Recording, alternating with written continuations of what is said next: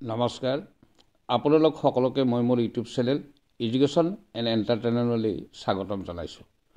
আজি আমি আলোচনা কৰিব ওলাইছোঁ এক্সেল শ্বীটত কেনেকৈ ডাটা এণ্ট্ৰি কৰা হয়। তাৰ বাবে আমি এখন এক্সেল শ্বীট খুলি ল'ব লাগিব কম্পিউটাৰত। এইখন এখন এক্সেল শ্বীট। ইয়াত আমি কিছু ছাত্ৰ ছাত্ৰীৰ ডাটা এণ্ট্ৰি কৰিম আৰু তাৰ কাৰণে আমি ইয়াৰ চেল সিলেক্ট কৰিম। আমি তাত লিখিলোঁ এটা চেলত নেম বুলি লিখিলোঁ আৰু এটা চেলত আমি ক্লাছ 1 বুলি লিখিলোঁ। তেনেকৈ ক্লাছ 2 লিখিলোঁ, ক্লাছ আমি 3 লিখিলোঁ আৰু এটা ঘৰত বা এটা চেলত আমি টোটেল বুলি লিখিলোঁ। এতিয়া আমি ইয়াত থকা নেম যিটো কলন আছে তাত আমি কেইটামান নাম লিখিলোঁ। আমি প্ৰথম লিখিলোঁ উদয় বুলি,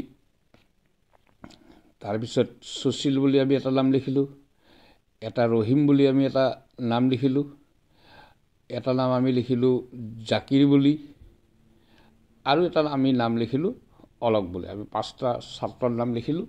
এতিয়া এই ছাত্ৰসকলে পোৱা নম্বৰবোৰ আমি ঘৰবোৰত বহুৱাই যাম।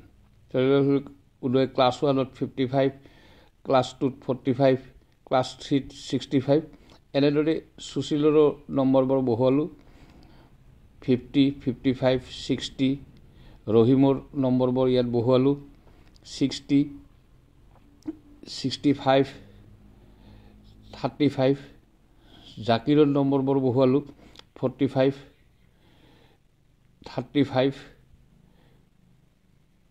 65 আৰু অলকৰ নম্বৰবোৰ ইয়াত আমি বহুৱাই ল'লোঁ। এনেকৈ 45 বহুৱালোঁ, তাৰপিছত 60 বহুৱালোঁ আৰু এইবাৰ ক্লাছ 3ত আমি 35 বহুৱালোঁ। এতিয়া এই আমি নম্বৰকেইটা আমি যোগ কৰি ল'ব লাগে। আমি ধৰি এই 3টা নম্বৰ আমি যোগ এটা ফল টোটেলত আমি বহুৱাম। এইটো কৰাৰ কাৰণে আমি সোঁফালে থকা আমি অটোচাম যিটো অপশ্যন আছে তাত গৈ আমি কৰিব পাৰোঁ, কিন্তু তাতকৈ এটা সহজ নিয়ম এটা আছে। সেই নিয়মটোৰে আমি এতিয়া কৰি চাম। আমি টোটেলৰ এটা ঘৰ আমি সিলেক্ট কৰি ল'লোঁ। তাৰপিছত তাত আমি কিবৰ্ডত আমি ইকুৱেল চিনটোত ক্লিক কৰিলোঁ আৰু ইকুৱেল চিনটোত ক্লিক কৰাৰ পিছত আমি ইয়াত ক্লাছ 1ৰ যিটো সংখ্যাৰ পৰা আমি গণনা কৰিম বা যোগফল আমি উলিয়াম সেইটো সংখ্যা সিলেক্ট কৰি কিবৰ্ডত শিফ্ট বটনটো প্ৰেছ কৰি ধৰি আমি তাত প্লাছ চিনটোত প্ৰেছ কৰিলোঁ।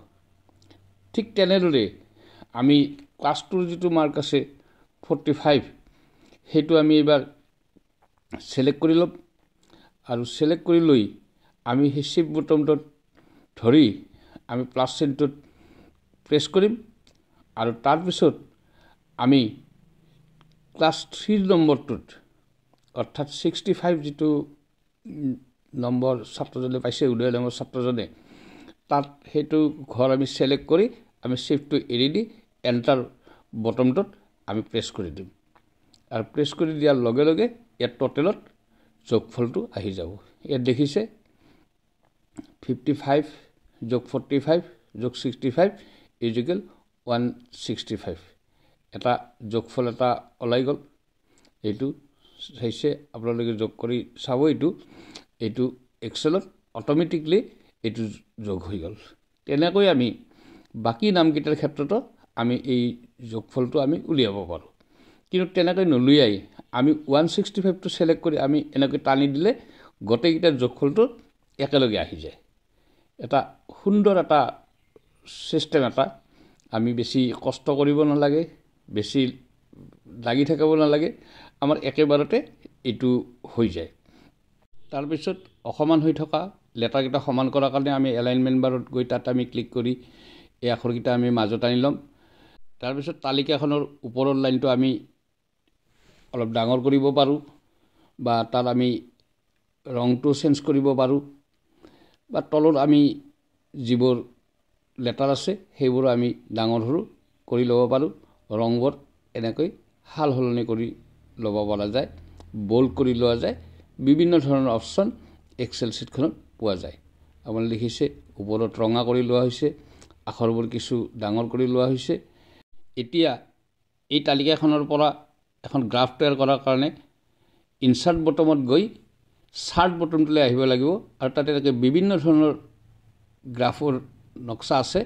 আমি তাত যিকোনো এটা ছিলেক্ট কৰি লৈ আমি এইটো ছিলেক্ট কৰিলোঁ, ল'লে এনেকুৱা এটা নক্সা এখন ইয়াত আহি গ'ল। এই নক্সাখনত এতিয়া তলৰ ফালে ছাত্ৰসকলৰ নামবোৰ দেখা গ'ল আৰু বাওঁফালে থিয়কৈ বিভিন্ন সংখ্যা দেখা গ'ল। এতিয়া তালিকাখনত এই নামবোৰ এলফাবেটিকেলি সজাই লোৱাৰ কাৰণে নেম বটমটোত ক্লিক কৰি ওপৰৰ বাৰটোৰ এডিটিং অপশ্যনটোলৈ গৈ তাত অপশ্যন আছে A to Z, আমি ছিলেক্ট কৰি দিলে নামকেইটা একেবাৰে এলফাবেটিকেলি আহি গ'ল। অলক নামটো তলত আছিল, ওপৰলৈ আহি গ'ল।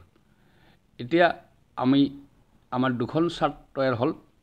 আমি ইয়াৰ তালিকাখন মতে এখন আমাৰ গ্ৰাফত তৈয়াৰ হ'ল। আমি এতিয়া গ্ৰাফখন চায়ো আমি ছাত্ৰসকলে কোনে কিমান নম্বৰ পাইছে আমি তাৰ এটা তৎক্ষণাত আমি এটা সম্যক ধাৰণা ল'ব পাৰোঁ বা ল'ব পৰা যায়। এতিয়া গ্ৰাফখনত থকা ওপৰৰ নামটো এটা নাম দিয়া যায়, টাইটেল এটা। ইয়াত মাৰ্কছ ডিটেইল বুলি লিখা হ'ল। এইটো কিছু ডাঙৰ কৰি ল'ব পাৰি বা এইটো এটা কালাৰ কৰি ল'ব পাৰি।